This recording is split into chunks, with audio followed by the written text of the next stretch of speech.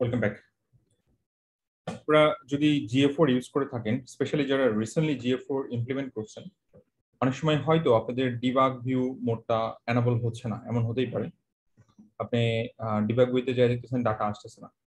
তাহলে এই অবস্থায় আসলে কি করতে পারি? অপশন কি আছে?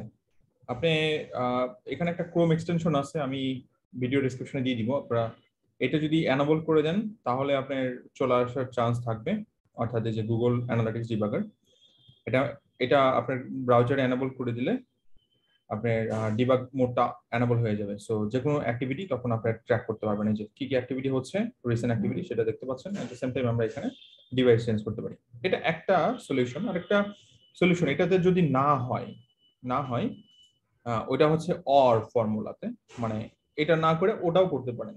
ওকে, সো সেটা গুগল ট্যাগ ম্যানেজার যদি ব্যবহার করে থাকেন তাহলে এই যে GA4 যে ট্যাগটা আছে, এই GA4 এর ট্যাগের আমরা এখানে একটা ফিল্ড অ্যাড করে দিব।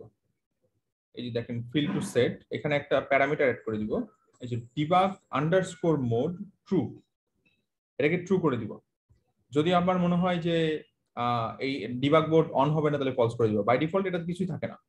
আপনি জাস্ট এখানে এই যে GA4 এর যে ইয়াটা সেটআপ করছেন, ট্যাগটা সেটআপ করছেন, সেই GA4 এর ট্যাগটা নিয়ে আসলাম। নিয়ে আসার পর নিচে আসার পরে এই যে দেখেন এইখানে অপশন রয়েছে debug underscore mode. So debug underscore মোডের মধ্যে আমরা জাস্ট এটা ট্রু করে দিব।